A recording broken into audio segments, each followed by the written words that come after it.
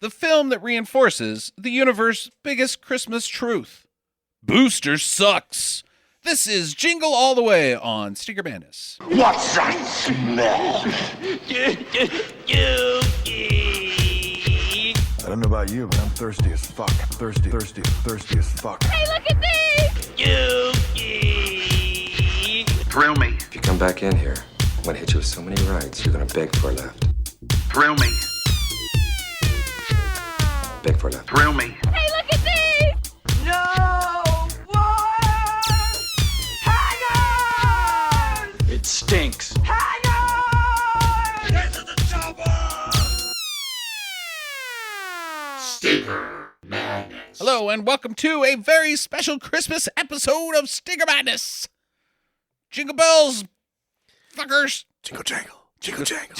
No jingle jangle. Jingle jangle. Jingle jangle. This isn't the Wesley Snipes episode, Sam. This is a Christmas episode. Every episode is Wesley Snipes. Jingle jangle. Well, I'm just standing under the mistletoe just in case you get desperate later. Who are you talking to? Anyone? Ew, gross. I mean, Winston the dog. right in front of your husband? What are you, fucking Phil Hartman in this movie? Phil Ted. Hartman. I'm Ted. This is a podcast about bad movies by bad movie lovers for bad movie lovers. As you may have guessed, I'm your host, Justin. With me, as always, are Sam and Jackie. This episode is brought to you by our sponsors on Patreon. Thank you guys for chipping in and helping us keep this thing going. If you would like to contribute, go to patreon.com/Stinker Madness. All one word, Stinker Madness. Also follow us on Facebook and Twitter, facebook.com and twitter.com/Stinker Madness. Buy our t-shirts. They're cool on teespring.com/Stinker Madness, or go to stinkermadness.com and click store, where you can give the gift that keeps on giving. Clothes made by Ivanka Trump's tiny children hands. Ivanka Trump's. She's got squirrel nut cheeks. Yeah, right. But you can't make shirts with those. No, you have to hire that out by hiring children from China. I guess. Yeah. They suck. This is Jingle All the Way, starring Arnold Schwarzenegger, of course. Tom Hanks' wife, I guess. Yep. Rita Wilson. Phil Hartman, Sinbad, Vern Troyer, Jim's Belushi. Jim West. One Robert fucking Conrad. Yeah, Robert Conrad. Who else is in this? That little boy was in. Jake Lloyd. Jake Lloyd. Young Anakin Skywalker, of course. Yeah. And then a very depressing cameo by Harvey Korman, where you're just like, oh, Harvey Korman, you should be in better stuff. You're hilarious. He's funny in the 2 seconds he's in this. What year was this? 96. 96? Okay. Not a successful movie, if I remember. It didn't do as bad as it could have, but it tanked. Okay. It really tanked because they lied. Fox decided to do a little of the Golan Globus Canon Films magic. So they reported the budget at $60 million, but it was actually closer to 75, maybe 80. The true spirit of Christmas right there. Yeah, absolutely. Lying about profits. And beyond the fact that they spent that much on this, they decided to make their Christmas hit movie August of that year. And they're like, well, we're going to do all three. We're going to get the Christmas soundtrack. We're going to get the Christmas toy. It's going to be the toy of the year. It's going to be the next Tickle Me Elmo. Turbo Man was supposed to be a real toy, is what you're telling me. It was a real toy. Ah, boy. And then they're going to have the movie, and it's going to be all of it. It's going to crush the holiday season Hollywood style. That's the most 20th Century Fox idea I've ever heard, Sam. And that is them in a nutshell. Waiting to do it at the last minute as well. Right. And so what happens is they spend close to $80 million on the movie. It makes back $60 domestically. And it doesn't really matter what other marketing money they spent on it or what it did worldwide, because they just filled landfills with holiday CDs and Turbo Man dolls. That is not true. Okay, so I just looked this up.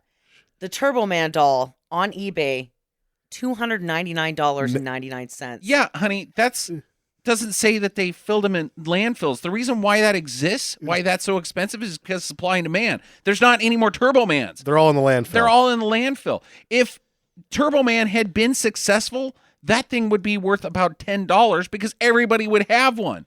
That is a collectible. I would like a Turbo Man, but not for the reason 20th Century Fox wants me to have a Turbo Man, but because it's stupid. So Turbo Man was a 4-joint action figure, just the legs and arms. I don't think the head even Awful. twisted. Terrible. 13-inch hollow plastic. Yeah, can't use it. Guess how much the asking price, the set price was supposed to be? Does it come with any accessories? No. Does it have voice activation like the film does? It may have had the voice activation. It came with a jetpack. Okay. All right. The jetpack's like a part of the mold. It's not detachable. Oh. Yes, it is. Look at the picture. It's off to the side. Well, there's a one with Okay. a jetpack. So $25. That's what it was. They were asking $25 for it. Yeah, I could buy that. I mean, I wouldn't buy that, No, but I could buy it's that. too much. Yeah, it's too much. Ninja Turtles were going for $8 each, And they're sweet. and they're sweet. Yeah. G.I. Joes at this point in time were probably $12. Oh no, GI Joe little guys, because those were like a $4 action figure. Yeah, but this is 96. They had started to kind of fade out by now. So, but you're still like able to get GI Joe was the affordable toy. Okay, let's put this in direct comparison to the toy of the time, the Power Ranger. Power Rangers was a little before this. So Tickle Me Elmo, I think, happened the year that this came out. I don't think it did. I think Or the Tickle Me year Elmo was, after. close to the turn of the century, but I could be wrong. Either way, there was the one we forget about was 1980. The first real punch each other in the face over the Christmas toy was the Cabbage Patch Doll. Sure. And so that's what this movie was based on. Right. But I'm thinking like Its competition in the action figure arena it's probably the Power Rangers and was TMNT. Power Rangers and TMNT, and Right. it's not going to do No, it. it's not going to put a dent in that. No. Well, looking at the stall too, it has like a weird mold. Mhm. So, like, it's got these little tiny legs with a huge gap in between the two legs, Ooh, sexy. and then this really buff upper body. It's Right. like they took Barbie's legs and put it on this action figure. You might say that Turbo Man skipped leg day. Yeah. He's down on Venice Beach. That's his origin story. He lives on Venice, and he just goes down to the weightlifting section every day, the public one down by the beach, and he does a bunch of bench presses, and then doesn't wipe down the bench itself once he's done. He just leaves that grease spot right there. Oh, absolutely. Yeah, I don't wipe down anything when I go to the gym. That's one of the most deplorable things I have ever heard you say on this podcast, Jackie. I'm such an asshole. That is the ultimate social faux pas. Nobody does at our gym. Everybody You're needs supposed do to. it. I just use like so. What I do is I never wear different. I always wear the same shorts, and then I just use the shorts. I just wipe it with my butt, like I'm a dog that has worms. Like when I get done on the bench press, I just rub my ass on it. You've actually made the bench worse Yeah. by trying to clean it I've up with your ass. Introduced some butt sweat to the shoulder sweat. Welcome to Stinker Madness. If you'd like some bad gym habits, just stay tuned. Where we capture the true meaning of Christmas by being horrible, horrible people.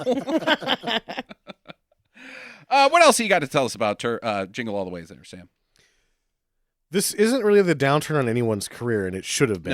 No. Swaz is going to make it all the way through the 6th day before his shit, before he's basically forced to become the governor, I guess. Right. Sinbad, I don't really think does a lot after this, but he didn't do a lot before this either. No, this is pretty much, I would say, his peak, though. Yeah. Partay. Right. He annoys the piss out of me. Yeah, Sinbad's not great. He didn't, I thought I was going to hate him in this, and I didn't hate him in this No, at I all. thought his character was fine here. Yeah. But yeah, in general, Sinbad, I'm not a big fan. Yeah. I think he has basically gifted us Tyler Perry, and I'm not cool with that. Yeah. You know, I think he set things back a few decades as far as black comedy. Thanks to Kevin Hart for being out there and, man, doing your best, buddy. Yeah, being funny. Yeah.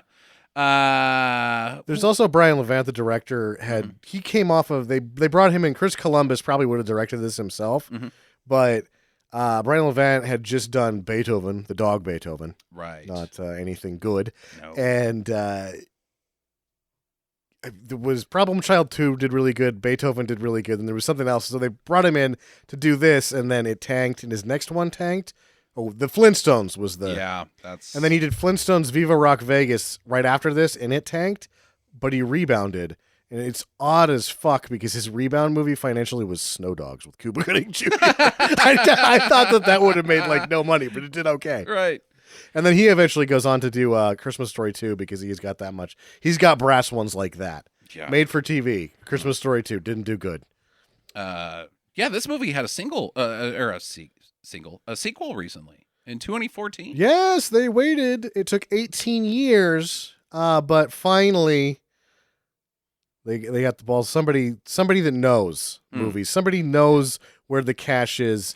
Vince McMahon of WWE Pictures. Right. Yeah, they picked up the rights to this and did Jingle All the Way 2 with Larry the fucking Cable Guy. Oh God, he is annoying as all hell. No, too. he's the worst, Jackie. I hate that guy. He's not even.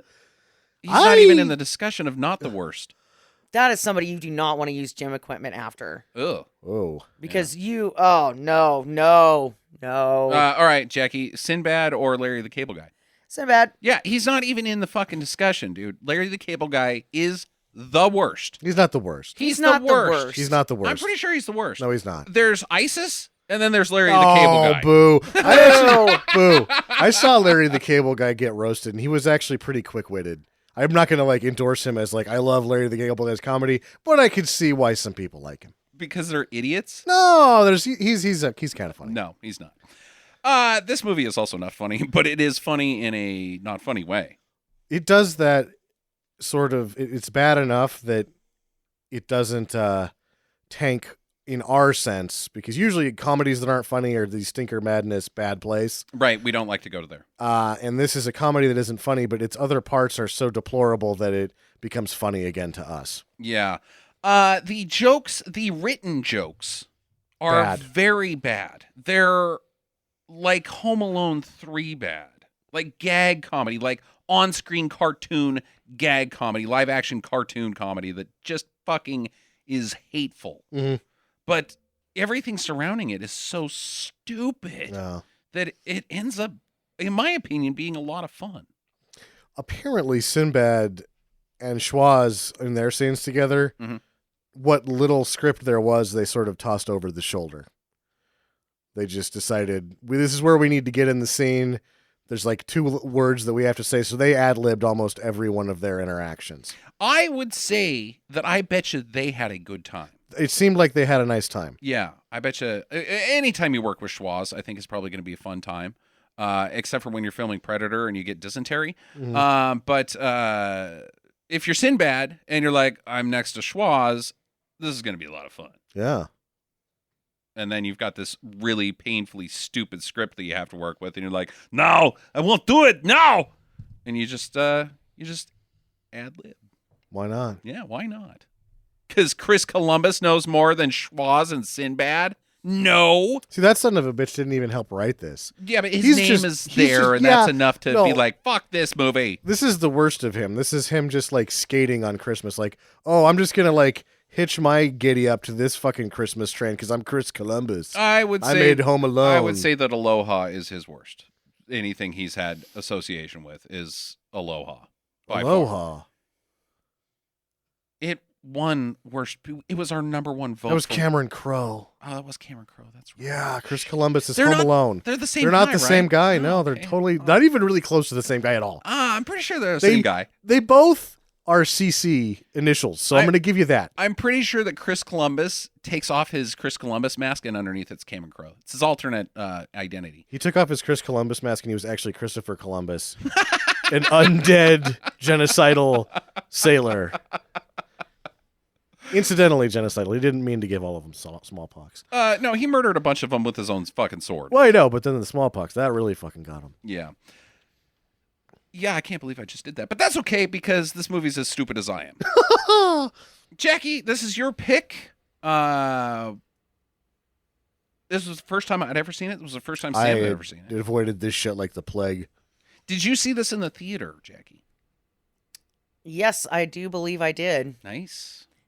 My family has been doing a Christmas movie since I was very young, and I believe that this was the Christmas movie that year. Well, it would have been. So we went and saw this in the theater. Yeah, so you were the contributor to that 60 million return. Yeah. Nice work. All 5 of us. I would be interested to refresh your memory and find out how many people stayed throughout the entire film that were adults that didn't have children who were forcing them to stay throughout the entire film? I wasn't paying attention. I Yeah. mean, at that point in time, it was like, oh man, popcorn. I was just shoving it in my face, trying to get to the milk duds afterwards, you know?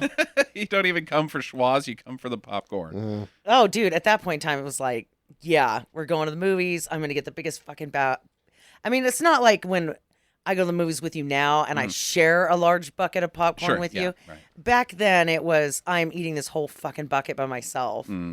That's such a tummy ache. By share, she means that she shows it to us. Yeah, It's right. like, right. you want some of this? Okay, you're right. You don't want it. You're like, I didn't even answer yet. Thank you. Some things never change. You guys ready to get into this? Absolutely. All right. Jackie? Ring ting tingling. Ring, ting, Jingle jangle. No, jingle, jangle. Jingle jangle. Not even a Christmas movie, Sam, is what you're quoting right now. That's what someone should have said to him. Is this Christmas Expendables? Jingle jangle. The movie basically is about Turbo Man. And Turbo Man is a superhero TV show. They modeled this directly after Power Rangers. Yeah, it's very Power Rangers-esque. Live action superhero guy who he just appears to be the Rocketeer. He's got a jetpack and some turbo discs that shoot out of his wrist, and those apparently are and a turbo ring that he can chuck in the air that comes around. Yeah, and his sidekick is a pink Sabertooth bear. Yeah. Is he also? I think his DNA has something in common with cotton candy. Yeah, right. Yeah. And he just goes around saving the universe, I guess. From the brain guy. Yeah. From Dr. Dementor. Sure. It's one of those situations where you've got the bad guy comes up with a new plan to destroy everything on a weekly basis, and it's a good thing we've got Turbo Man to stop this one guy that does the same thing all the time. Right. But at the same time, Turbo Man's doing the same thing. Every Absolutely. time as well. Like they wouldn't have. That's why nobody ever wins, because they would both be out of a job. Do you think Turbo Man, the pilot episode, makes it past the pilot with this, with what they got working here? I mean, because he kind of sucks. He sucks. He sucks worse than the real Power Rangers. Like, he's 1950s made-for-TV action hero bad. Like, what are those old cereals? The old cereals. Absolutely, called. yeah. Like, he stinks. He stinks. He's Flash Gordon. Yeah, or he's Flash Gordon. And I think that they've got this sort of, they model it after the Power Rangers, but why this wouldn't work is because it doesn't have what the Power Rangers had that made it work, which was bringing back Voltron, basically. Basically, and multiple plot lines, multiple bad guys. You could do a lot with the Power Rangers. The pink Power Ranger was easy to look at. I'm going to say that right now. I was underage when it was happening, so.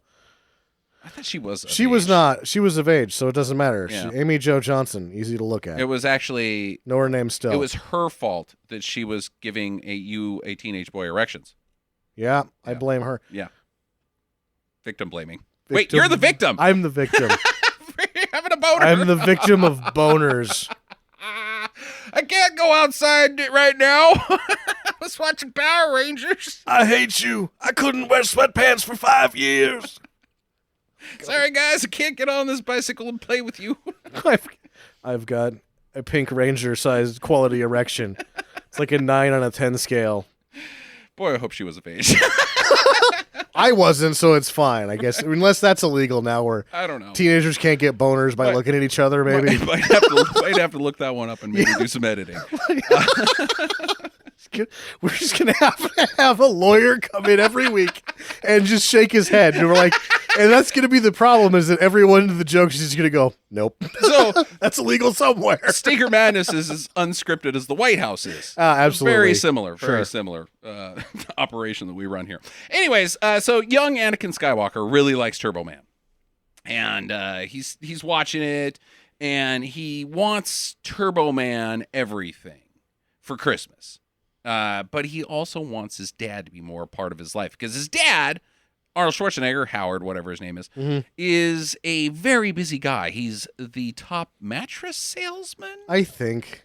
It said I saw a mattress on the screen, But he's just like answering a phone, doing, "You got it, okay, we're right." You're my favorite customer. Not writing any of it down. He's got a very Neil Breen office. Right, indeed. Yeah. He's got to get this work done. He's got to get it done. So young Jake Lloyd is saying, his character's name is Jamie, that he's got this karate class coming up. He's going to go for his purple belt, and he wants his dad there. It's tonight. And Schwarz is like, yeah, I'll be there, but I'm very busy selling the mattresses. And he makes him a promise. This is a continuing thing throughout young Jake Lloyd's life, that he's been making him these promises that he can't keep because he's too much of a corporate fat cat or something. Yeah, I don't know. Or just doesn't care. I don't really know what his... Maybe he's the one that propped up all these mattress firms everywhere. Yeah, could be. Does he not care, or is he just too into his career? I think he cares. I just think that I don't... the men at the time of, like, when this movie was made, I think it was just the general consensus that, hey, I'm working to support this family, and I'm not going to make everything. The time that this movie, the 90s? Yeah. The 90s were, That's a takeaway from the 90s that not very many people have expressed. But that's your interpretation of the time that this movie takes place on. The movie never explicitly says why he's a bad dad. No. Because it seems to be from the point on from this movie that just hijinks happen to him.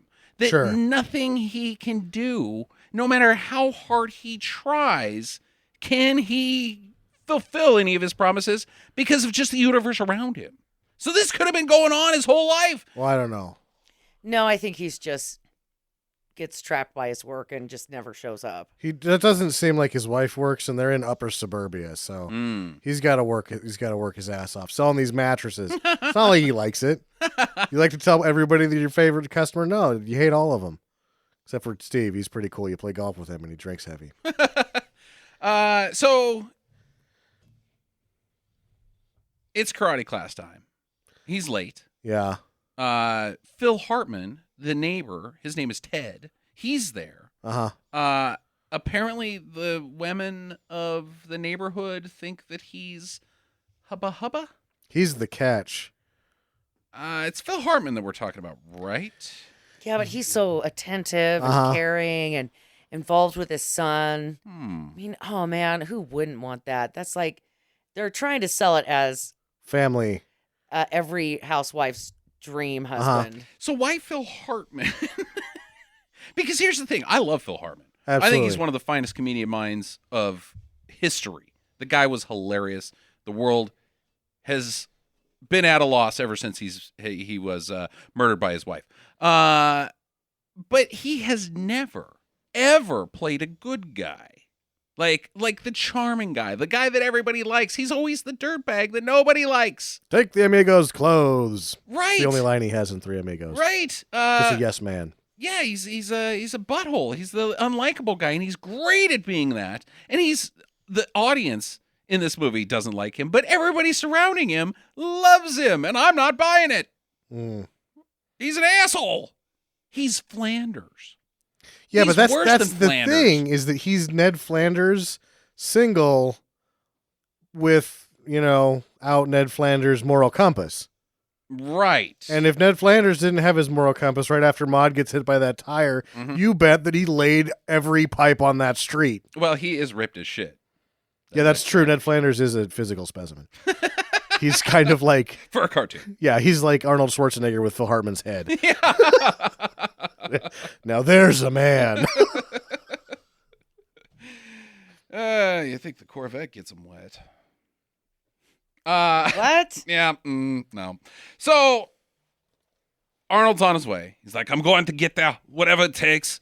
And he jumps into the shoulder lane and is driving. He's like, there's no cars here. They can't be stopped. I'm like a Austrian train. Choo-choo.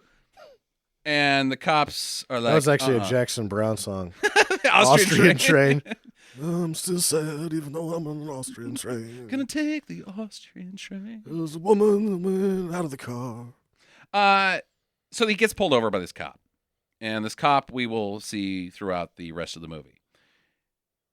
Robert Conrad. He gives him a sobriety test. Just jerks him around in general. It's like, I need to make my son's karate class. He's like, that's my fucking problem. Why? You think that I stopped doing the law for karate classes? I don't think so, bud. You know what? You're right. This is the I'm late mattress salesman only lane. Right. Go on ahead, sir. It's a good thing I'm not a cop. The shit that I would say to people, I would get fired after like 3 days. But you wouldn't shoot anybody. I wouldn't shoot anybody. Nice. I probably wouldn't give very many tickets. Like, well, yeah, they said you didn't give them a ticket, and they were going fast, but you kept saying meow a lot. And... You'd just be Officer Snarky. Oh yeah, I'd just be the biggest dickhole. So he doesn't make the karate class, and Jamie's very sad. He goes home, and Ted's there, and he's up on his roof, and he has done his Christmas lights for him. Sure. Hey, neighbor, just have some extras in the garage. Went ahead and took care of this not being very Christmassy for you. Yeah. You're an asshole.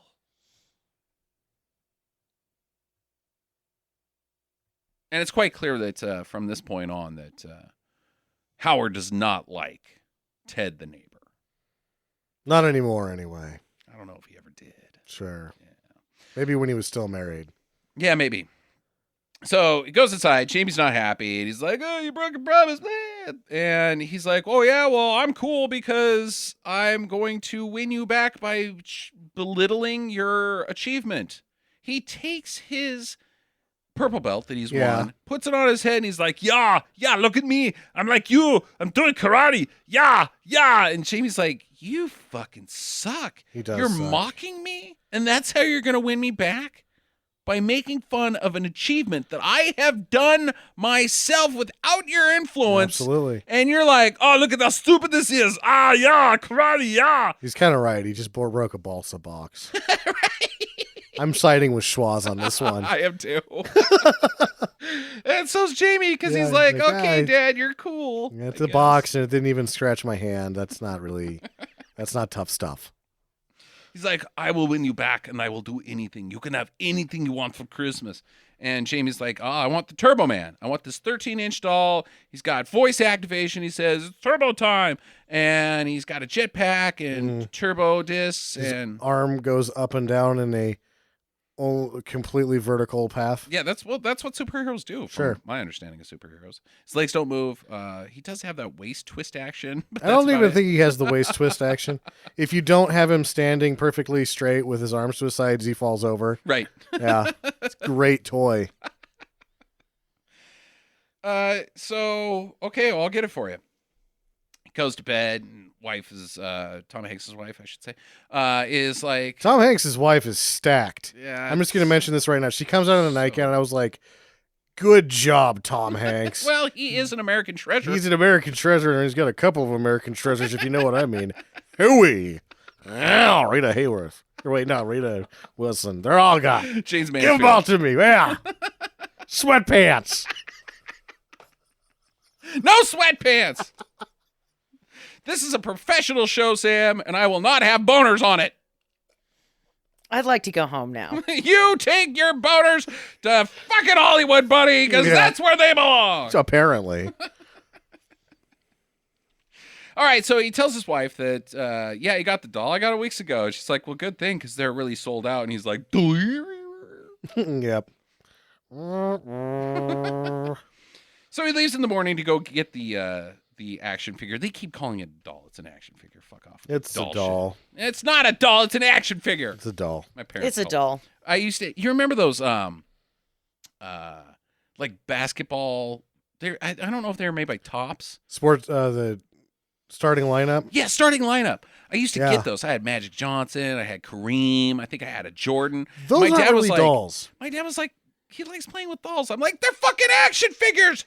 Well, those weren't even really action figures because they didn't move. Those are more like figurines. The Kareem one, you could pose him with the hook shot. Oh yeah. Well, Joe Montana's arm would move up and down. Yeah, right, man. That's a toy. That's no doll. But they did stand up and stay still. You couldn't really play with them. I mean, you could. I did. Yeah. Dunked it. An imaginary basketball hoop. Yeah. Jackie, are they dolls or action figures?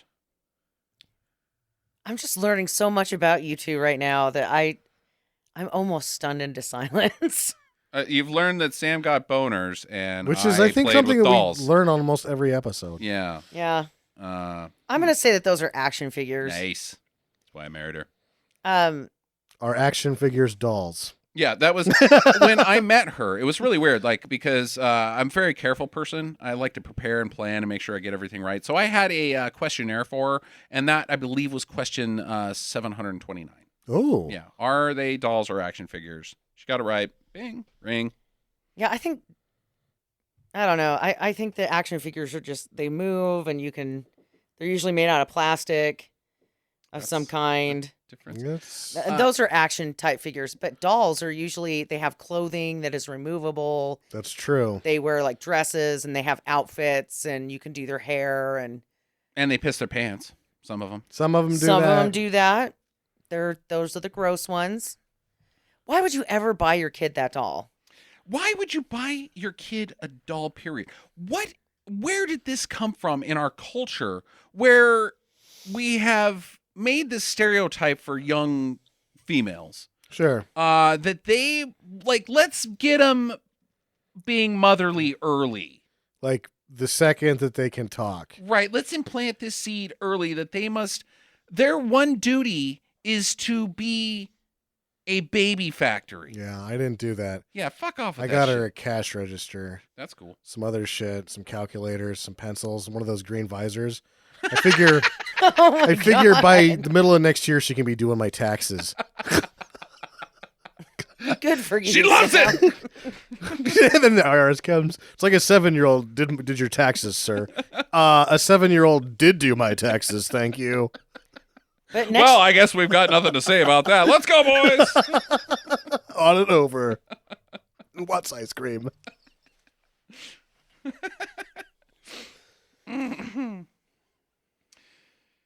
So, where the fuck are we? Are we finally setting out to the adventure of going shopping? No, so he leaves in the morning. He's gonna go. He tells this kid, "I've got your toy at the office. I'm going to go get it there.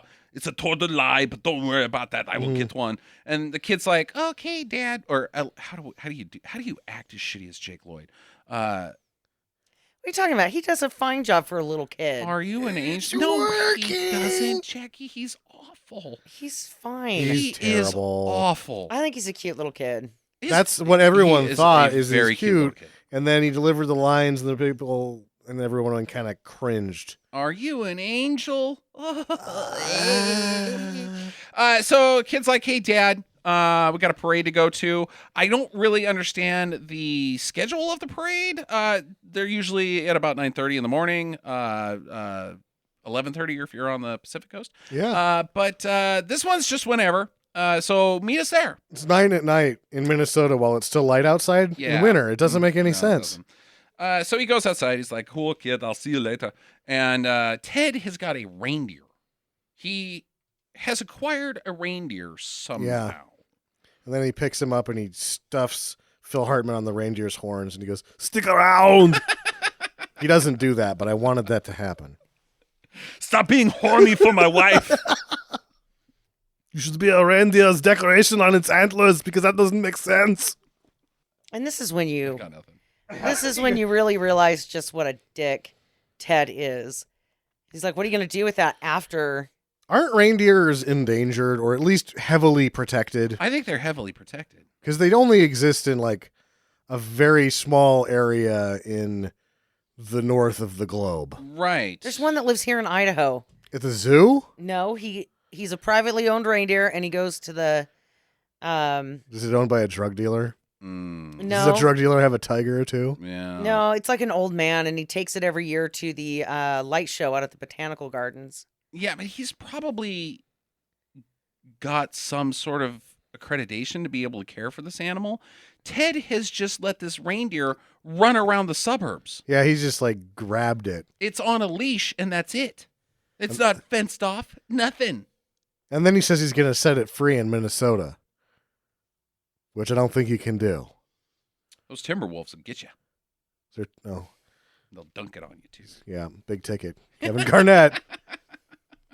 All right, so he's like, hey, by the way, if you're on your way out to get a Turbo Man, I already took care of it weeks ago because I'm a better dad than you. Yeah. And my Turbo Man is under the tree. Planting the seed for later. So he's like, cool, that sounds great. Try not to let your reindeer become extinct, you son of a bitch. That's what he's got. He punches him, and Ted's dead, and the reindeer runs off to be free with the other reindeers, and the movie ends on a really happy note. But in reality, he gets to the store. There's a huge line, and he meets Sinbad there. Sinbad is a mailman and also a conspiracy theorist, sort of. Sinbad is Sinbad dressed as a mailman. Right. He tells him that Turbo Man is this corporate conspiracy, that the corporate fat cats are programming subliminal messages into our kids' minds so that they can get rich off the children, and then parents are just slaves to this capitalist society where all they're trying to do is buy these toys, and it's this huge collusion thing. Yeah. And this is when I really start to relate to Arnold Schwarzenegger's characters, because it doesn't matter where I go, this fucking guy finds me in a line every single time. Well, I have a question. Sure. Is he right? Yes. Yep. Christmas feudalism. Those bastards. It's not a conspiracy theorist because he's right. Do I want to hear about it, No! though, in line? Why I'm trying to contribute to this master overtaking of toy kingdoms. No, fuck off. I want to push this old lady down, get into the store, get what I need, and you can go fuck yourself. He, in fact, chokes a lady. Sinbad does, yeah. Yeah. He grabs a woman by the throat. Mm-hmm. Okay. The door opens. It's chaos. The store manager gets ran over. He's got feet marks on his face. Hilarity. Nope. He would be dead. Yeah, no, you can't be trampled. It's not good for you. But there's no Turbo Mans. But there is a Chris Parnell. What do you think these guys are after if there's no Turbo Man? If everybody besides these two knows that they're out of Turbo Mans, why are people being trampled? What else do they need here at this point? We know that they're not there for Booster because everybody hates Booster. Yeah, and whatever the brain guy is, he sucks too. Yeah, the villains never really sell too well, though. It sucks. Because when you're a kid, the villains don't sell well because the parents go in and they're like, oh, I got to get him the Turbo Man, right? Mm-hmm. And then you get the Turbo Man, and you're like, yeah, I really wish I had the villain so I could fight somebody with my guy. Thing with Turbo Man. Now he's got to fight Hulk Hogan again. And Hulkster's getting pretty pissed off that he's always the bad guy. He's the bad guy against the Ninja Turtles. He's a giant bad guy against G.I. Joes. And now he's a bad guy against Turbo Man. That was the real, for me, that was the brilliance about He-Man and Transformers, is because the villains were just as cool as the good guys. Absolutely. Yeah, so you always had a war you could have. But Turbo Man, ugh. So there's not any Turbo Man there, but there is Chris Parnell, which it was nice to see him early on in his career. Very early in his career. And he's hilarious. He just laughs in Schwaz's face like a maniac, and it's hilarious. Intentionally hilarious. This is one of the jokes that landed for me. One of the few. So Schwaz threatens to violence against his person. Make note of that for later. At least one threat of violence. And he's like, give me up the info. Where's the Turbo Man? And Chris Parnell's like, okay, don't kill me, but there is a lady who got one on layaway, and she just left. Okay, cool. But then Sinbad overhears it too, and he clocks him with his mailbag. And they're in a race, and Schwaz gets a remote control car and trips him, and he's like, haha, suck that, bastard. And meanwhile, Sinbad is now bleeding out on the hard tile floor. His head has cracked open and his brains are everywhere. It's really gross, but that's typical for Christmas chaos. Sure. Yeah. So he chases down the lady, but she speeds away. And he's like, God damn it. I don't have the Turbo Man. So he shoots her car with a rocket launcher. Mm-hmm. It tips over, and he pulls her out, and he's like, that's what you get this time for taking it. And then he breaks her neck. Yeah. Right there. It's a Volvo. It's not a very good car. That's his one-liner for killing a woman. Yeah, for killing a woman. Have a nice day. Without a head. I didn't have one there. All your safety features in your economy car will not save you now. Crumples on your face. Yeah. These things are too boxy for me. It's like a bed metal coffin. I will bury you in it. You'll be like James Dean, but without a head. Oh, too soon. I think he kept his head when he died. James Manfield did not. Did not Her happen. head came right off. Real shame. So there's a montage of shopping. Goes all over the place. He drives all over town looking for Turbo Man. Many toy stores. He stops at phone booths, looks through the yellow pages because this is in a time where we had that. U.S. West Yeah. product placement for a fucking phone company. Right. Wow. What time is it by the time this montage ends? If he's going from store to store, And he went from outside of the suburbs into Minneapolis. In the Twin Cities. So it's 4:30. It's got to be 4:30 before he has exploited all of his resources. Because this is before cell phones. He couldn't just call and be like, "Yeah, do you have the Turbo Man?" And they're like, "No, we don't have we don't have the Turbo Man." Oh, damn it. And Why are you me? Ah! I'm so confused. He couldn't do that. He had to go to each one of them. So it's late in the day. The parade has already started and ended in the universe that we live in. Mm-hmm. Right. yeah, it's already past 6 o'clock at this point. Right. It's Christmas Eve dinner time. Yeah. And he's missing it. Yeah, and he doesn't have the Turbo Man. So back at home, it's still like 11 o'clock, maybe. I don't know when it is. Time in and space reality. don't matter. Mom has made some cookies, and Ted just comes on in. He's like, "Hey, Mom, cookies. Yeah, I like those. Hot stuff. Ooh, freshly baked chocolate chip." No. They were No? sugar cookies. They're just sugar cookies. How about some brown sugar, baby? Because Well, Phil Hartman. he's not brown. Yeah. Well, maybe she's got a really... Nah, I'm not going to go there. Not gonna Where do it. were we going with that, No, sir? I'm going to. This Backpedal? is an American Treasure's wife, American and I have Treasure. nothing but respect for this woman. Yeah. Phil Hartman has a reindeer. It's brown. That's where I was going. Sure. It's brown reindeer. Reindeer's like sugar, from my understanding. So he just wants to give some brown sugar to his reindeer because that's how you keep them from going extinct. See, I am a good person. No. No, I'm you're not. right. That's terrible. So he's like, "Give me the sugar." And she's like, "Okay, I'm going to go take a shower." And he's like, "Ugh." No, he makes her take a shower. She's obviously already taken a shower. She looks fine. Yeah. She doesn't need to go take another shower. Right. I'm just going to eat your cookies. And Schwarz calls in. He's like, "Hey, why are you answering my phone, Ted?" He's like, "Because your wife's naked and lathering her body up and down with her hands. And I'm eating the sweets." Mm-hmm. There's got to be a vagina reference with cookies. Somewhere. Peanut butter and raisin? Yuck. Disgusting. What the What are hell? the raisins? I don't know. I'm not sure. How is there not cookies and vagina the joke? I think there is. Why are we not doing it I don't then? know. I don't know where it is. I can't find it. It should be just like a saying, like you've got the beaver and the roast beef curtains, and there's nothing that goes with cookies. And cream.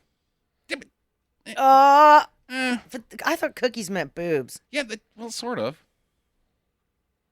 My milkshake brings all the boys to the yard. Those are boobs. Okay. Yeah.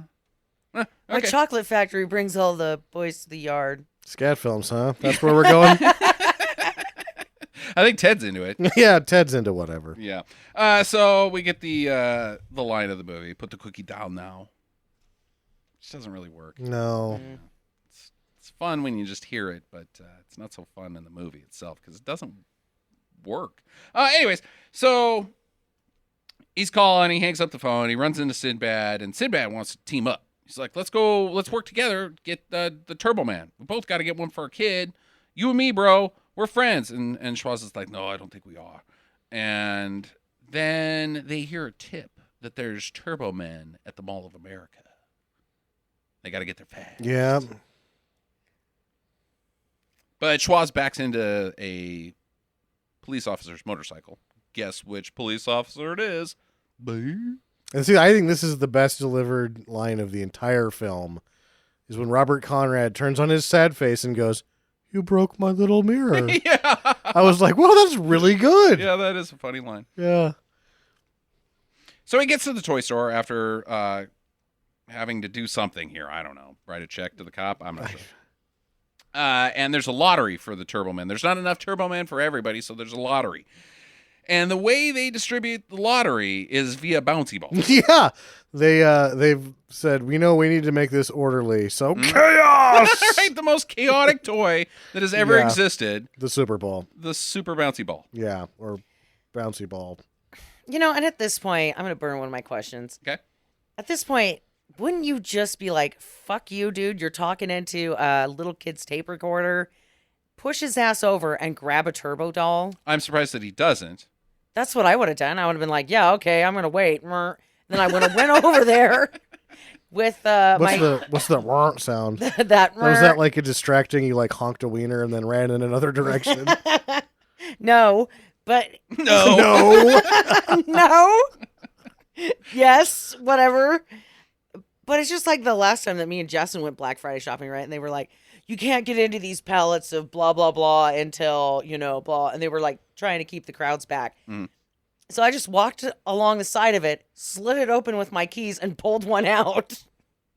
Gangster. And I probably would have done the same thing with this. You're a criminal. Uh-huh. You belong in the state pen. What do you charge somebody with on that?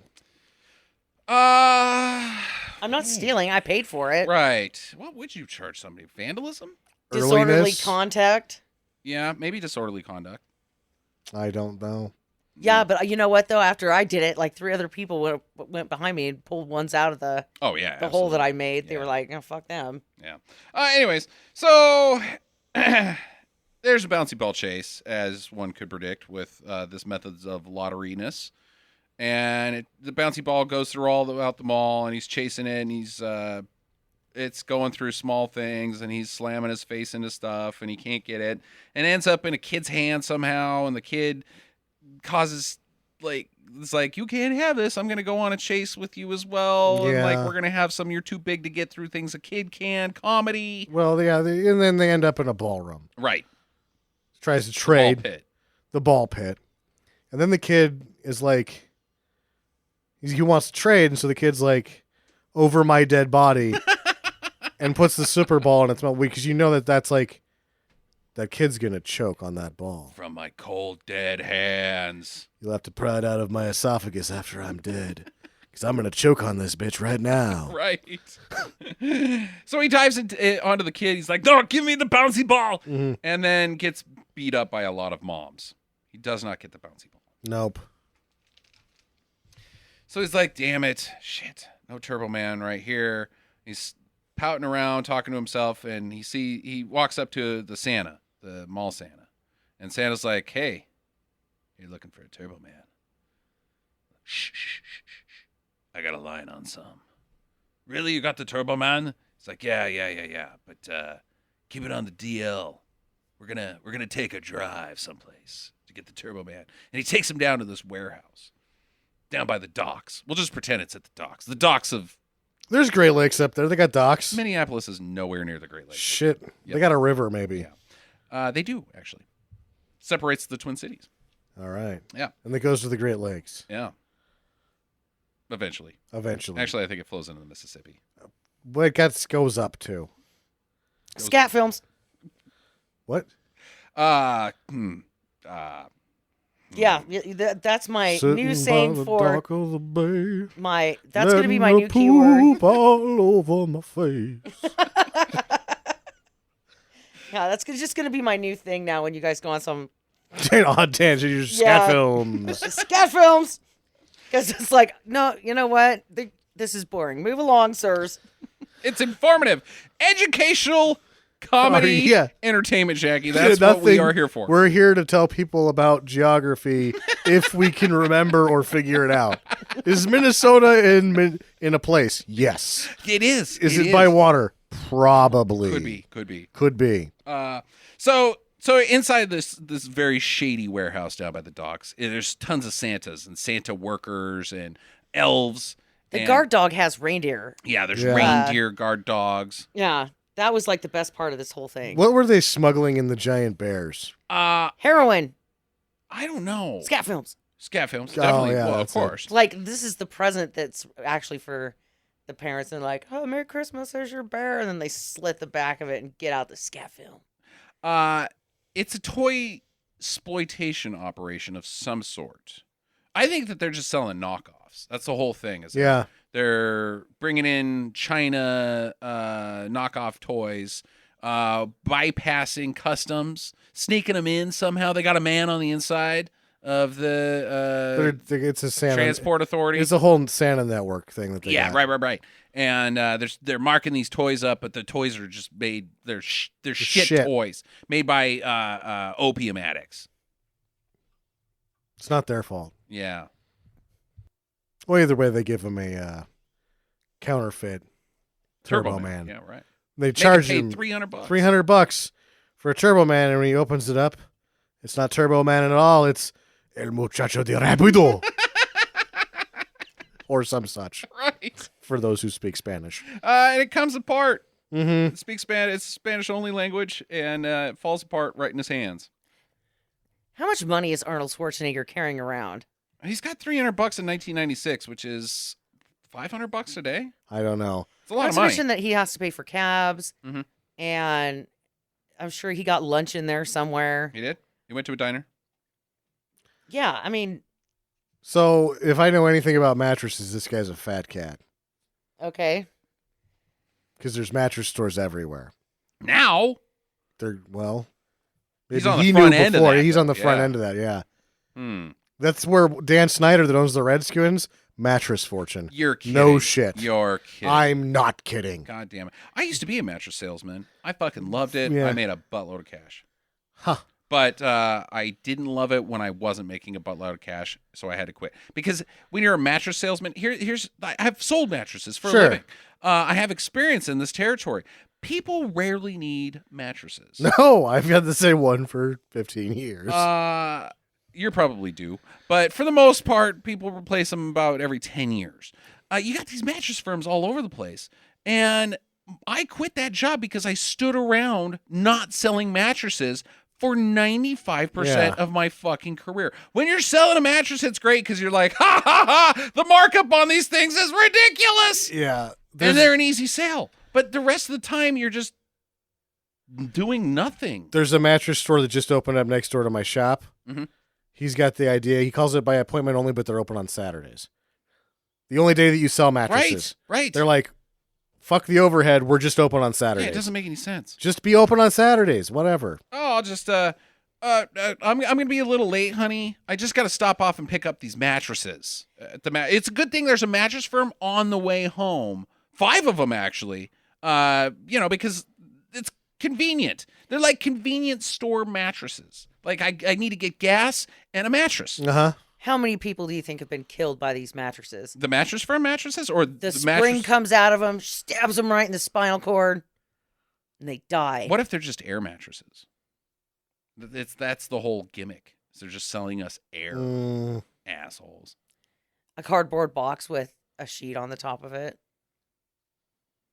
Not comfortable, but not as dangerous as you're talking about. Yeah, mattress made of knives. I know a large portion of the population sleeps on cardboard every night. Those cold people without. You don't hope. know anybody who lives in Hollywood. Ooh, dissing Hollywood, man. Ah!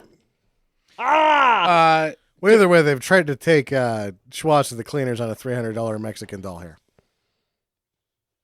We wanted to talk about mattresses more. No, I'm I sorry. wanted to talk about the homeless. It's the holiday season, and the gift of Oh, God, shut up. SalvationArmy.org. You know what? Maybe I'm going to start singing some Bono lyrics to Feed the World. You want to go there? Do they even know it's Christmas? No. Okay, I'll move on with the goddamn movie. I'm just trying to encourage people to give to the homeless right now. So, anyways, But in the summertime, fuck them. fuck them. It's It's nice nice outside. outside, right? They've got park benches, and they got the bench press where that The bench sweat press, is. the ass sweat bench Yeah, press. right. Oh my god. It's already lubed up. All right, so he calls Santa a con man. He's like, "What con operation are you running here?" And the Santas are like, "Nobody calls us con man." And they all fight. They all get in a big old fight, and there's fucking Ninja Santa. Yeah, just say, this is the part where I would interject a scene from Commando like I had been doing, but this actually happens in the movie. Right. It totally does. There's Super Huge Santa, which is played by the Big Sexy. Not the Big Sexy. The Big Paul Show. White, Big Big Show. Show, yeah, from wrestling fame. He's huge. He is a very big guy. Very big guy. I hope he makes it. You know? He's doing fine lately. Yeah. Health-wise, you know? Yeah. You would say he's a big gamer. Like a video gamer? Yeah, he plays video games a lot. I saw him on IGN. Looks Okay. good. Right on. Lost some weight. He actually looks sharp. Good for him. Yeah. Stay healthy, wrestlers. We need you. Mini-Me's also there, which is another guy who is doing quite well with the health as well. Him and Warwick Davis living way past when they were supposed to. Good for them. All right. Keep ticking, little guys, and big guys. So the cops raid him. He fights them all off. He's like, you cannot do anything against me. I've got knife guns. And the cops raid in, and he's like, they arrest everybody except for him. He's like, I'll use this phony badge to pretend I'm an undercover cop, that I was taking down this toy exploitation ring, and you guys ruined my whole bust. And they buy it. They're like, okay, officer, donuts. Bye. Yep. All right. Back to the grind, trying to find that Turbo Man. Yeah, he runs out of gas on the bridge. See? The bridge that crosses the Twin Cities. The river. Back home, everybody's loving Ted. He's just the nicest, most wonderful neighbor ever. And his son is like, God, your dad's so great, to his friend. And his friend's like, yeah, well, my dad is pretty cool. But he was a real a-hole before he got divorced. So maybe your parents should get divorced. Maybe. Your dad'll be cool then. I don't think it works that way. No. I think it gets worse after they get divorced. Generally. Yeah. Unless you're Phil Hartman. I guess. I don't know. What happened to his wife, I wonder? I think she went to jail. She went to jail for being... Murder. Yeah, they do that. The prison. Not Phil Hartman's actual wife, Ted's Oh, wife. Ted's wife? She didn't actually. It was a murder-suicide. Oh, that's She did right. not Yeah, go she to didn't. jail. Yeah. Okay. She went to the jail of hell for being a horrible person. So then Ted's wife just went to Cleveland. Right. Shantytown. Cleveland was great in the 90s. Was it? No, it was great in the 70s, though. Was it? 60s. There was a time when Cleveland rocked. I heard about it from Ian Hunter. I don't know. Any town that their name is associated with pooping on people, Cleveland steamer. There's also a Boston steamer, Jackie. So there's probably a Boise steamer. Like, we could probably come up with the Boise steamer. Scat films. Scat films, right. That's when, the Boise steamer is when you do it on camera. There you go. Oh. So he calls home, and Jamie tells him to fuck right off. You've blown it for the last time, Buster. I don't love you as my father. You are dead to me. And if I see you when I'm older and an adult man, I will Kill you with a lightsaber. I will cut your head off with a lightsaber. And Schwarz is like, God, man, harsh words, little dude, but I feel you. Yeah, that's what he's like. You got the right on, man. See you in about 20 with my Tuscan Raider cousins. And then afterwards you be like, yeah, I killed him all. Because I'm Hayden Christensen and I'm just as bad as this fucking kid. Who is worse? It's got to be Jake Lloyd, yeah. I'm sorry, buddy. I've heard that he just hates himself for what he did, but yeah. Now his wife's pissed. She's like, damn you, Howard. Damn your black heart for ruining Christmas. And he's like, oh, my life is over. I'm going to have to now sit in a diner until I can wash dishes enough for gas money, I guess, because I don't have a plan now. Yeah. And Sinbad's there. Sure. They share some booze coffee. Mm-hmm. And Sinbad tells him a parable about how when he was a kid, his dad he only wanted one toy, and his dad didn't get it for him, and it ruined his life. And he thinks that if he had gotten this toy, he could have been a billionaire. The kid next door got one, and he went on to invent Microsoft. Sure. And instead, I am a drunk mailman. Drunken mailman. And so he has a vision of Jake Lloyd being a drunk mailman. This was his best acting. Oh, yes, by far. I loved this part. I laughed so damn hard. It is funny. Because it's wrong. We're watching a child drink whiskey. Mm-hmm. He does a good job with his like, ooh, that's not good whiskey face, too. Yeah. But I like it enough because my life sucks. This shitty whiskey is better than my father, is what the movie's Yep. telling me. So he's like, nope, I'm not going to give up that easy. I'm going to get that Turbo Man. And they hear about a radio contest over the air. The first caller that can name all of the Santa's reindeer will get a Turbo Man. Now, up next, Boston. Followed by Foreigner. Followed by Bad Company. Wait, they're different bands? Yeah. REO Speedwagon. Same guys dressed up in different clothes. Hey, fuck you, man. Speedwagon rules. Oh, yeah. All right, so he's like, oh, I know him. So he gets into the phone booth and he calls, but Sinbad's like, oh, not on my watch, Buster. And he breaks the phone, and Arnold takes the phone line and wraps it around his throat and like does that grout thing where it like pinches through your neck muscles and like your carotid artery, which is in your leg. That's how hard he squeezes. His leg vein bursts open. His eyes come out. Right. And he's like, time to pay the phone bill. It's time to collect this call. I reached out and touched somebody to death. You should have used AT&T. 1010 220 to death. To death. So Sinbad's dead. It's very graphic for a Christmas movie. So their fight basically just continues all the way to the radio station. Right. The diner guy's like, hey guys, you broke my phone. Don't worry about it though. The radio station's just 2 blocks down the road. Go break some shit down there and get the fuck out of here. Which they do. Right. Right. They run down to the radio station, and the DJ is like, holy shit, what the fuck? And he calls the police, and Schwarz busts through the door, and he's like screaming the reindeer's names. And the guy's like, what the shit? And Sinbad comes in.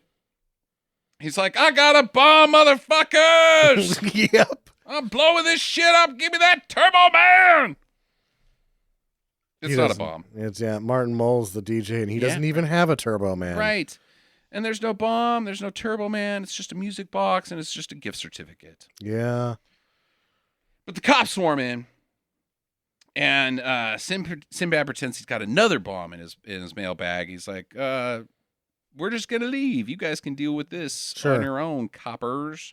And they fucking bail. And leaving the cops with the bomb. I don't think this is how it works. No. I think they get arrested. But the bomb goes off.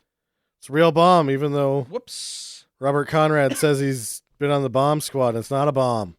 Yeah, it blows him up. Blows up all those cops. There's like body parts everywhere. It's one of the greatest tragedies in Minnesota Christmas police history. Right. Yeah.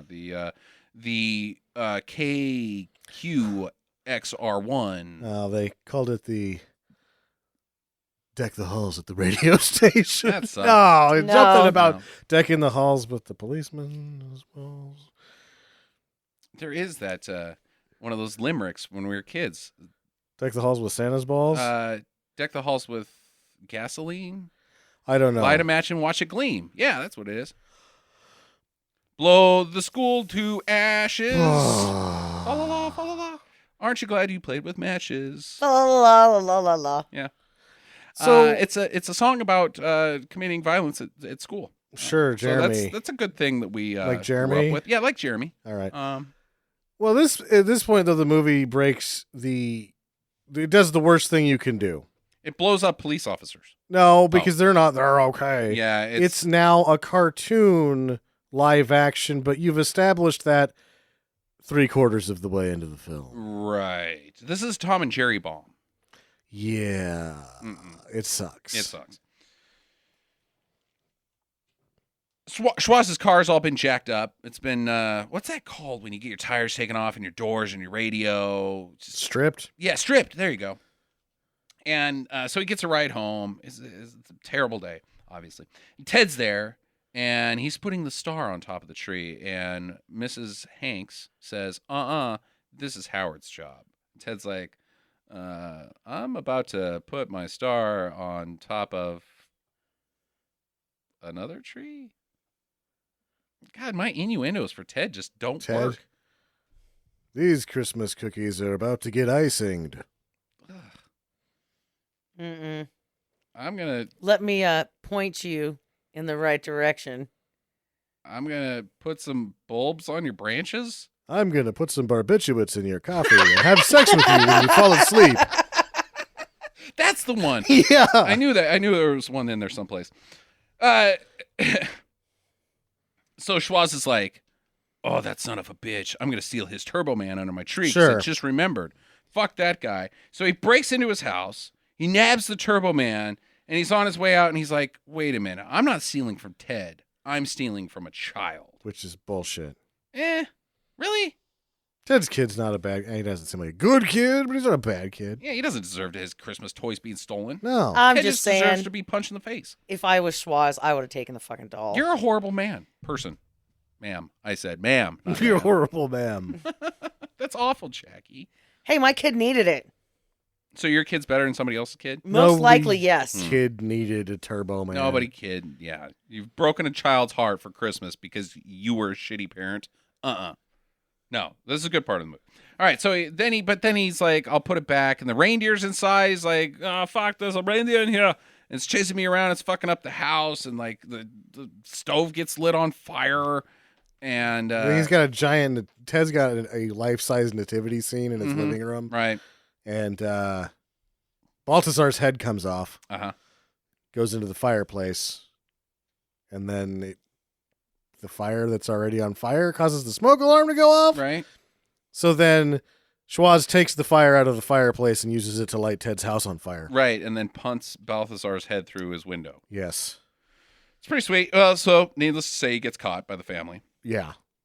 And he gets in big trouble. He's like, wife, I have no defense. And she's like, I do. Here's the divorce papers. Uh-huh. And he's like, I'll sign these as soon as I'm stabbing this pen into Ted's head. And then he stabs it right in his eye, like repeatedly. It's fucking chunks coming everywhere. And he's like, I've divorced your brain from your face. Doesn't make sense. Neither does this force. It tears apart families. And then they go to separate. He moves to New York and starts a comedy career. He lives in a one-bedroom apartment. Yeah. And drinks. Yeah, right. You know what he does do? He punches out a motherfucking reindeer. That's right. The reindeer comes charging at him. He punches it in the face. It's sweet. But then they make Yeah, up. he feels bad about that, so he gets the reindeer drunk on Schlitz. Right, they're bros. And it looks like the reindeer barfed all over himself when he's getting drunk on the Schlitz. Right. We've come into this 2 hours later, and the reindeer's already puked and rallied. Well, have you ever seen a reindeer drink beer? It's a messy experience. Oh. Yeah. What time do we think it is? I think it's about Thursday. I think it's about 4 p.m. on Thursday. Yeah. It's January 3rd. Well, it resolves to fix the situation because the family has now finally gone to the parade at night when the sun's still out. And the kids are like, this is too busy. Let us out. And Well, they see their friend Owen. yeah, whatever. And Ted's like, okay. And Mom's like, sure, we'll go park the car and let you kids. Why the fuck doesn't she get out of the car here? I don't. Yeah. Okay. So Ted and Mom go to park the car. Mm-hmm. And Schwaz is taking a cab there. And he runs part of the way because it's too busy. He can't get close to the parade either. And he runs up to the car where Ted and Mom are at. And Ted's putting the moves on her. Mm-hmm. He's like, I'm glad I finally got you alone. Now we can pork like we're 18-month-old rabbits. She's like, never really thought of it that way, but I guess that is a mature age for a rabbit. also no, because I don't like you that way. Sure. And then she cold cocks him with a Thermos full of nog. yeah, that was awesome. But Actually, Schwarz, she hot cocked him because that was in a hot thermos. she hot cocked him. Yep. Isn't that what he was going for? He wanted to hot cock her. Oh, Now Okay. he feels differently about life because he enjoyed it. That's right. Scat film. So Schwarz sees this and he's like, I must stop it. I'm going to punch him. But he runs towards a car, bumps into a cop. It's that cop, who is also the same cop that got exploded. Robert Mhm. Conrad. And he's got hospital mittens or like just gauze. He's got gauze hands. Right, from getting exploded. hmm That's all that happened is his hands got a little damaged by a bomb. Fucking bomb. Mail bomb. If I remember the mid-90s mail bombs, they were a little bit more destructive than that. Yeah. Also not comedic in any fucking way. Yeah. Otherwise, when the FBI found Kaczynski, they would have high-fived him. Yeah, and then like done that thing where they all get canes and then they do that Yeah, little sideways. Hey! They would have had email correspondence and they all knew the dance number. And... Terrorism! Hilarious!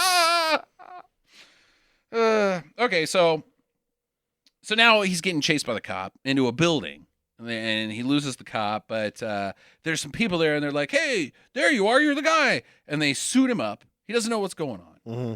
They suit him up as Turbo Man, and the last Turbo Man, he gets to be Turbo Man because the last Turbo Man had an incident He being was- Turbo Man. Probably killed by the rocket pack. He's now got brain activity, and that's good news. Yeah. There's something. So it's not safe being Turbo Man, apparently, but Rocket packs are not safe. no, they are not. Whew. So he pops up in the middle of the float with Booster, and at I first can he's never like, remember this guy's name. Booster. Yeah, Charles DeMar or Booger. Oh yeah, Booger. Yeah, Booger. That's right. Revenge of Nerds and Charles DeMar and Better Off Dead. Mm-hmm. And he enjoys being Turbo Man. He's like, the people are clapping. He's like, and he's waving to him. He's like, being Turbo Man's pretty cool. Yeah. And one lucky kid in the audience is going to get an exclusive, giant-sized, one-of-a-kind Turbo Man action figure that One- is even one that- harder to play with. Yeah, one you really can't play with at all. And he points to Jamie and he calls him out.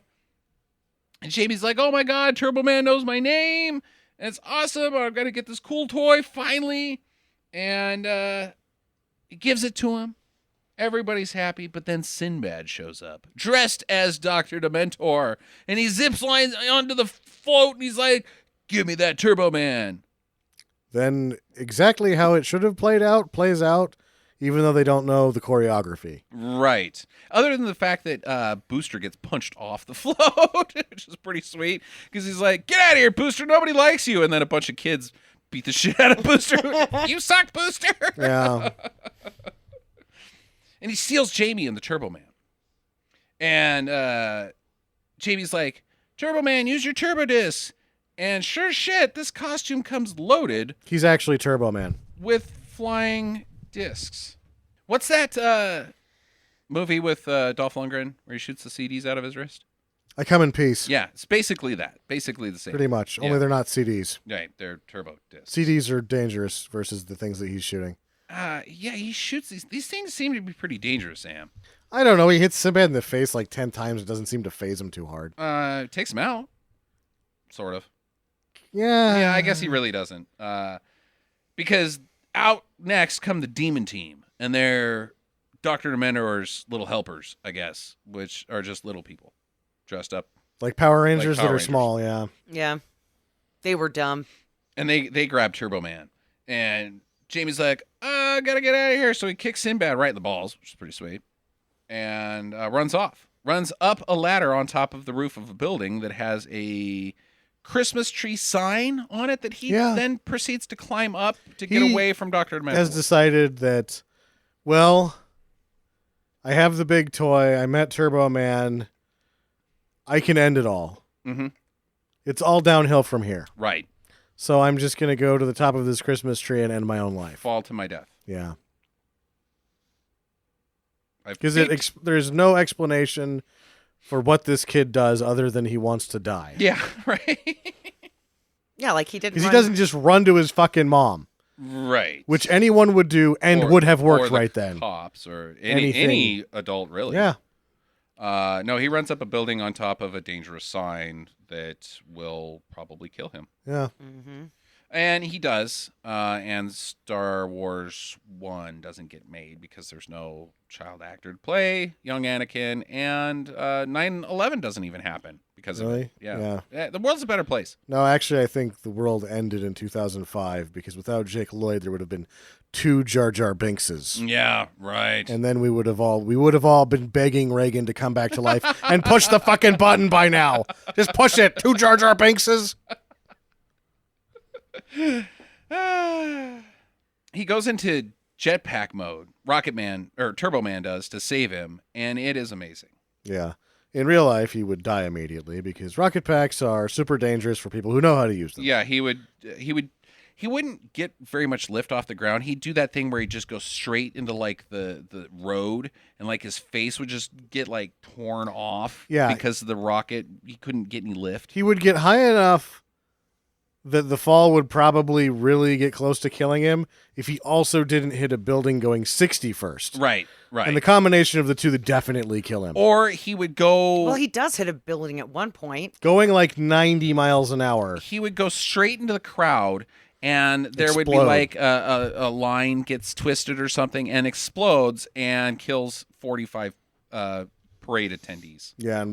And it's the third worst tragedy that's happened today in Minnesota. via reality. Right, in Minnesota, of course.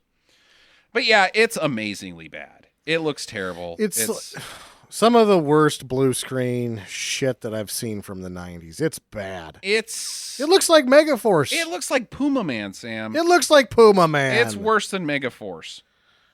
The fire is awful that's coming out of the jetpack. His face is not it.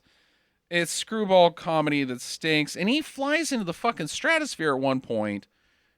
It sucks. It's awful. It's awful. And it had to be expensive because Yeah. apparently this shit costs almost $80 million. Right. But eventually he crashes to Earth, and Jamie's about to die. He's hanging from the tree thing that's fallen over, and Sinbad has the ability to steal the toy while he's also hanging from the tree, but then he falls onto the float and into police custody. Hooray. Mm-hmm. And then Jamie falls, but Rocket Man, because his son is now seriously in danger, Schwaz engages rocket mode one more time and catches him out of midair.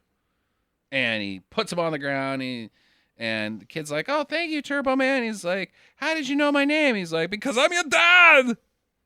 After a very long dialogue. A long dialogue scene where he's got a visor on. Uh-huh.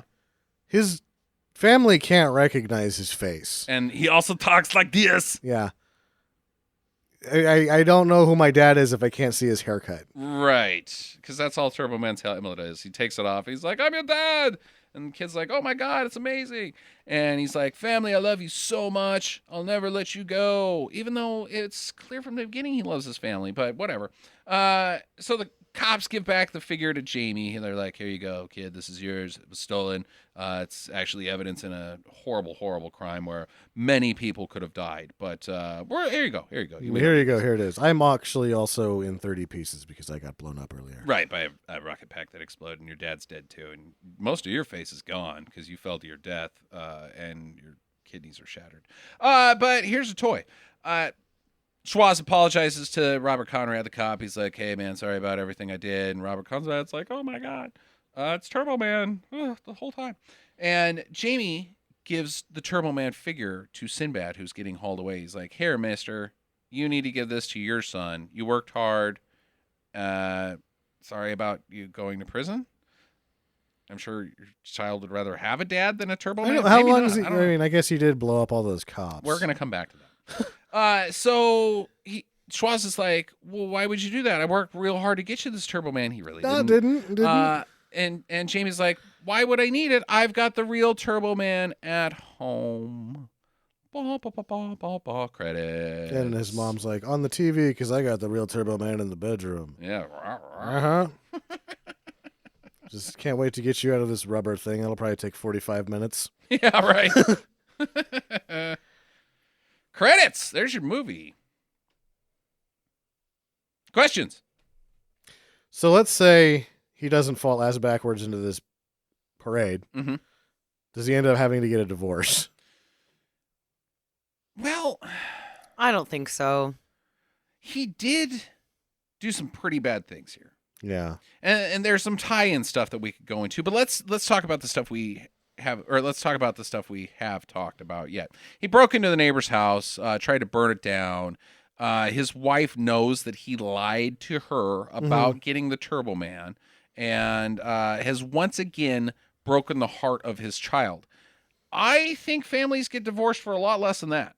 Now, at the same time, isn't this just like this week in the life of these people? That's what I'm saying. I think that this is his thing. Yeah. He's a screw up. He has broken many, many, many promises. And no matter how hard you work, you're at some point the mom of the child is going to be like, dude, he's got to work hard for you. He's doing this for you. He's not here. I'm sorry, because that's how materialistic capitalist families work. Like, your father's doing this all for you, whatever his actual reason is. The mom is also in on the take because she's just eating bonbons and stuff and whatever. She doesn't have a job. So she's got to make an excuse. She's for the selling kid. mattresses. Right. So I think that this is a theme with this guy of being a bungling, good-hearted father. Yeah. Who also may or may not be busy at work. And, Phil Hartman, and he's just Ted doing all this shit, thinking he's going to get something going on the side. No. Right. She's just like, I don't really need you to come home that much because this Ted guy thinks he's going to get sex from me, so he keeps fixing all our shit. Uh-huh. Meanwhile, you don't come home till 10, then you throw it at me, and I'm fine. Yeah. So did we answer if they're getting divorced? They're doing fine. They're doing fine. They're fine. All right. Okay. Is he going to jail, though? He should go to jail. Because I have a felony count. Okay. He commits 8 felonies. Starting with threatening violence. Well, I guess that's not really a felony, No. but it could be considered assault for Petty assault. Yeah, petty assault. So it's a misdemeanor. He assaults a child. I do believe That's that a felony. is a felony. He pretends to be an undercover cop. That's a felony. That's a big one. That's a big one. You get to go to jail for a long time. Unless you're old and Polonese.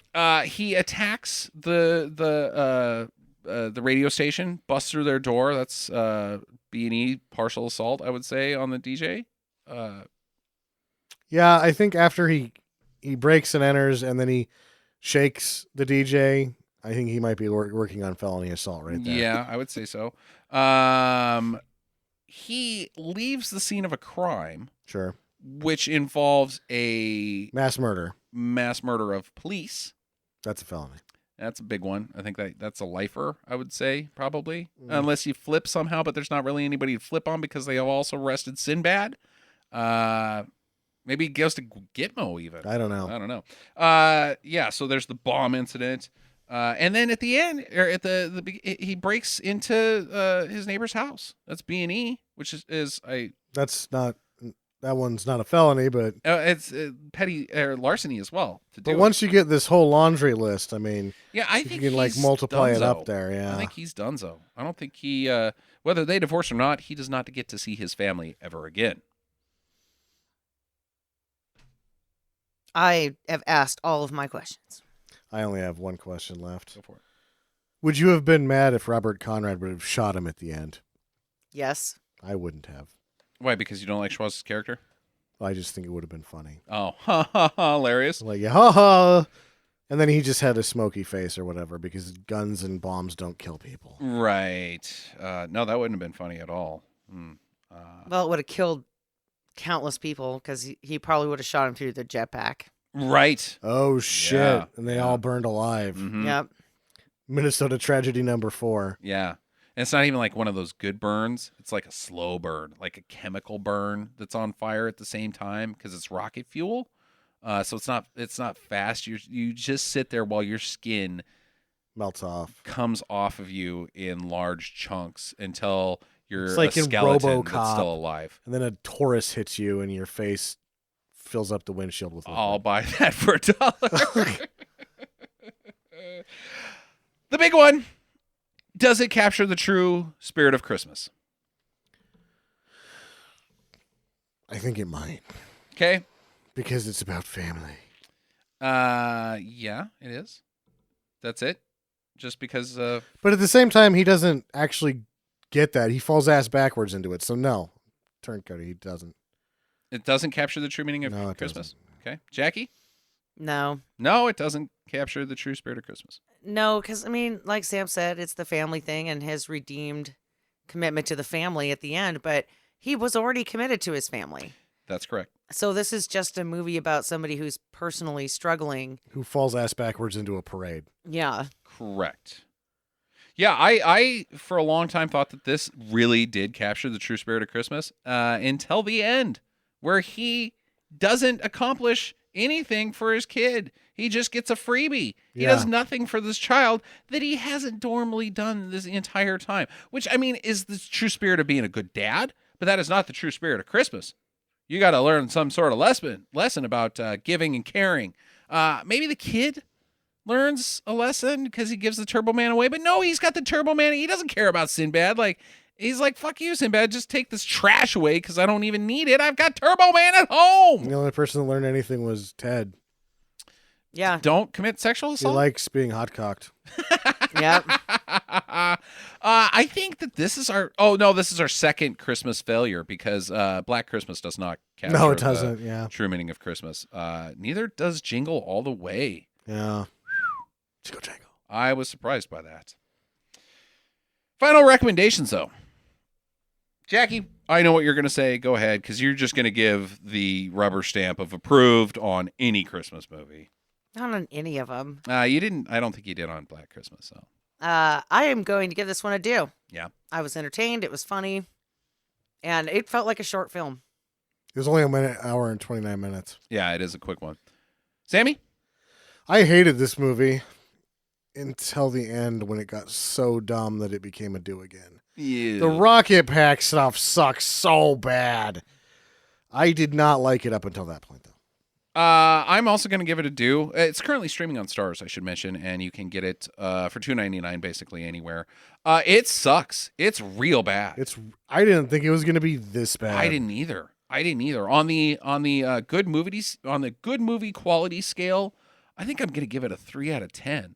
It's a little high. On the bad movie quality scale, I think it's a 6. Yeah. I think it was fun, and I think it's a do. For sure, especially for the Christmas movie. Now, here's my question. Since we're all giving it 3 do's, despite what we have dissed on it, is it the best Christmas movie since it came out?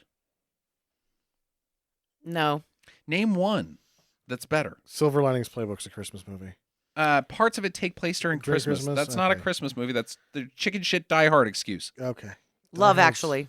Love Actually is one of the worst movies ever made, Jackie. I really hate that movie. Yeah, it's I awful. love that movie. It so might bad. be better than this, though. It might be. I love that movie. It's certainly not Collateral Beauty. It's certainly not, and it's certainly not stupid Kirk Cameron bullshit. Yeah. But really, Christmas movies since... Oh, so no, because I just watched one last night that happened since that I actually love. Okay. But I don't know if it counts because it's 3D animation. Was Arthur Christmas.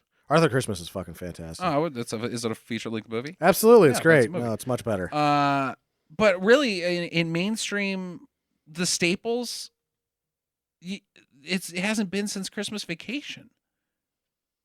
All the good Christmas movies are old Christmas movies that people love. But people love Jingle All the Way. This has become a Christmas staple. And it's really, really, really bad and dumb. Yeah, and I'm giving it a do, but I don't know. I mean, I had never seen it before. I don't know if I'd watch this again, like, without having 5 years in between it. Really? You wouldn't watch it? Like, if you're going over to your mom's house and Jingle All the Way's on, and your options are Jingle All the Way or Love Actually, I know which I'm choosing. Love Actually. I can go play with children or something. No, you don't get a Instead, I choice. know She I- holds the- a gun to the your head. gunpoint Love Yeah, Actually. and she's I like, don't- It turns out your mother is actually Arnold Schwarzenegger. This whole time you didn't know. stick around for a bad movie. Let off some steam by kicking your feet up on the recliner couch. Bennett. Okay. On streaming do's and don'ts. Actually, no. We got some listener feedback, as usual, from our excellent listener, Jack B. He says, this email is called, What Stinkers Can Teach Us. Oh, usually not math or how phones work. Yeah, not how phones work. I'd like to address this to aspiring artists in all artistic fields. This holiday season, I'd like to share with you a message about what stinkers can teach us.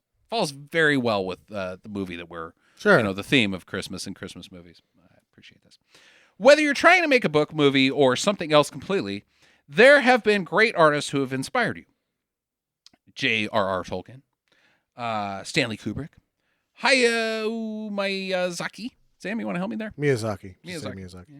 And countless others have inspired many people over the decades. They make people want to become artists. At least one of them made you want to be an artist and create something wonderful. But the artistic process is difficult. And I know at times you've all felt downtrodden, wondering if it's all worth it and fearing you'll never get anything picked up and released. Never forget that every Alfred Hitchcock and Ernest Hemingway, there is a Michael Bay and Stephen King. The art world is littered with terrible artists who get their books published, movies distributed, and plays staged. If a piece of shit like Transformers 5 can get distributed, so can your movie. If Twilight can get published, so can your book. From this point onward, let us never forget what stinkers, regardless of form, can teach us. If terrible shit like this can get released, then whatever you're working on definitely can. Merry Christmas, Jack. Now, regarding Jack's email, Sure. does it capture the true spirit of Christmas?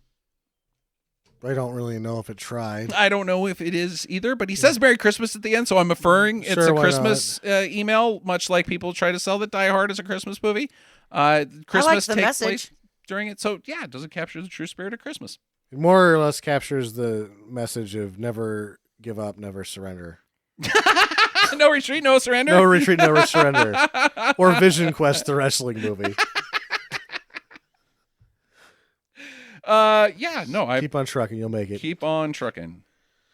You like trucking? I do like trucking, and I like people that keep on trucking. Mm. Well, thanks, Jack. Yes, indeed. And he's right, you know. It is totally right. I thought it was a nice email, Mhm. and I Right. totally agree with that. Very poetic. On streaming do's and don'ts this week, Sam, we've got one from you called Starship Apocalypse Starship Apocalypse. It's part On- of a series, I think. on Amazon Prime. Amazon Prime. Gotcha. Okay. If you can find the other ones, maybe you can watch it. But you don't really have to because they summarize what had happened in all the other movies in the first 25 minutes. It takes a while. Ugh, that doesn't sound awesome. It's not awesome. Anybody in it? Nope. Nope. There's some boobs and Hmm? that kept me going. Okay. All right. It's real bad. Really? 90% of it's green screened poorly. So I made it through somehow.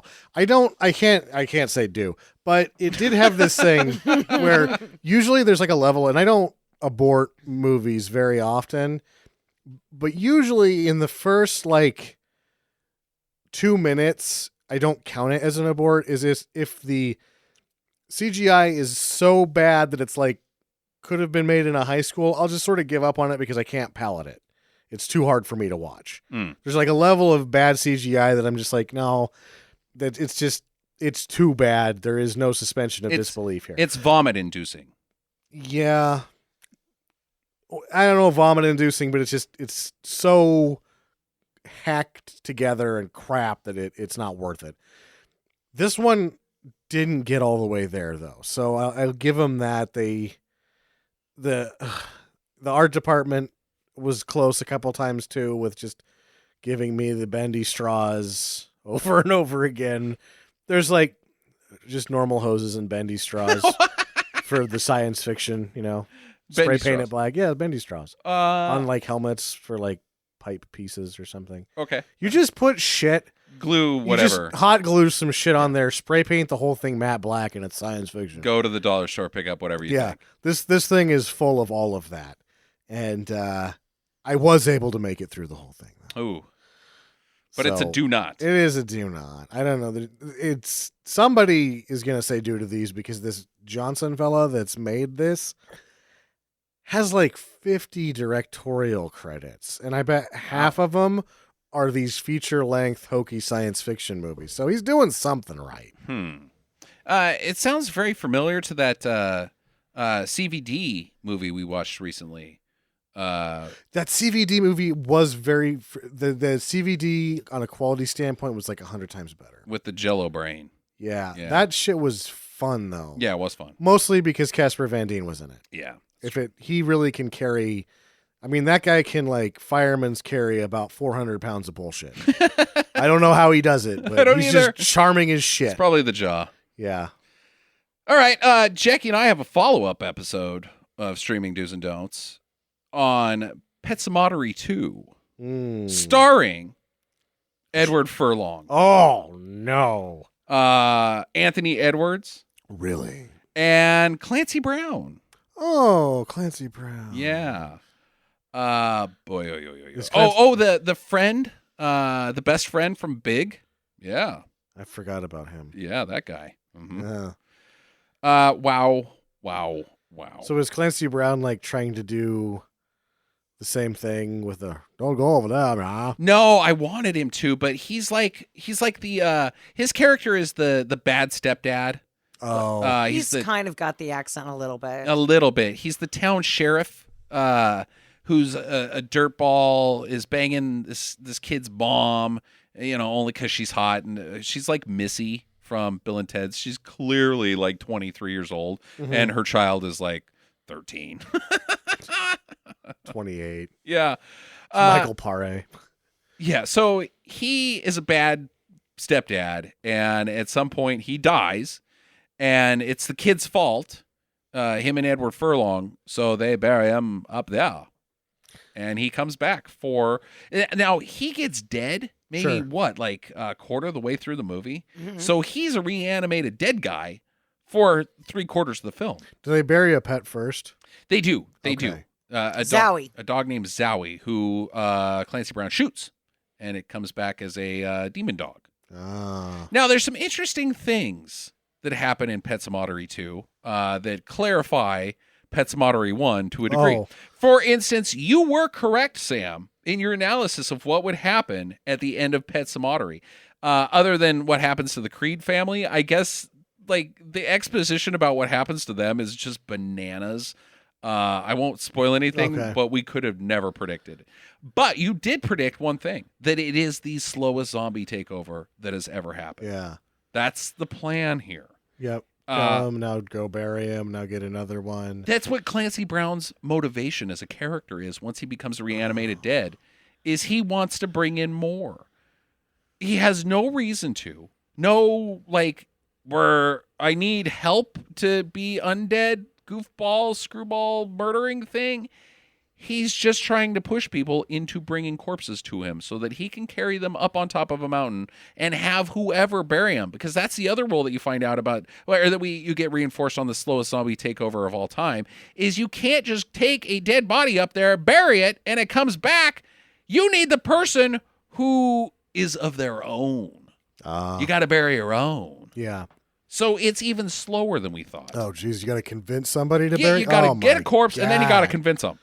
Wait a second. So then how does the, excuse me, the bad teenage boy, how does he get brought back then? Because Clancy Brown kills him. So that's his own thing. Which I don't know, Jackie. The rules get a little loosey-goosey. But it is awful. It might be worse than Petsomotery 1. That's tough. And it's tough. Well, it has to be worse than Petsomotery 1. It's got Edward Furlong in it. Yes, right. I loved it. Yeah? It's awesomely stupid and shitty. It's not as continually on the gas pedal as Petsomotery, but it's equally as dumb and equally as over the top in its moments. It's a lot more gorier for sure. But yeah, I totally give it a do. Right. I liked it. Jackie? I super liked it too. I'm going to give it a do. I like the whole mom aspect and Missy? Yeah. From Bill and Ted's? Yeah. It's not Missy from Bill and Ted's, but it's the same situation. The Edward Furlong's mom. Oh, yeah. Edward, not Gina Davis. Yeah, Edward Furlong's mom is like this famous actress, and she dies on set. So he's trying to. At some point, he's grieving about her loss, but at some point, without any exposition or character motivation, he just flips and he's like, "I'm bringing my mom back," and she's a lunatic, maniac, zombie murdering thing, and I'm fine with it. I don't care. How long has she been dead? Weeks. Oh. And she comes back. They take her up there. She has been dead for weeks. He's been going to school in Maine this entire time from L.A., getting picked on and having this entire character arc. And they dig her up. Clancy Brown decides to dig her up. She's in perfect shape. No rot at all. Huh. Just the original makeup that had to cover her up from when she died. Botox. Yeah. It's so dumb. Pet Sematary 2 is super stupid. All right. I liked it. It might be an episode. All right. 2 dues from us. Currently streaming on Amazon Prime as well. So check that out. Next week is my pick. I am going to try to pull down a Christmas movie myself. If I can get my hands on it, the movie is going to be Don't Open Till Christmas. Otherwise, it will be something else. Oh. The suspense. The suspense. Of Christmas. So enjoy your week, guys. Come back to us on Monday. And Happy holidays. Well, it's not quite that time yet. I think you can say it for the next you can 3 say weeks. it. Okay. It's post-Thanksgiving. Yeah. Hey, we want to hear some good Christmas stinker stories from you guys. If you got them, write to us at talk@stinkermadness.com and share any bad movie or Stinker Madness related material with us. We'll read it out on the air. So get to the chopper. Visit us at www.stinkermadness.com. Follow Stinker Madness on Twitter at Stinker Madness. Please rate and review us on iTunes and Stitcher. Thank you for listening, and get to the chopper. Got a clear vision there, Sam? I do. Do I sound okay? Do I look okay? You look like a bucket of shit. Cool. Audio levels are fine, though.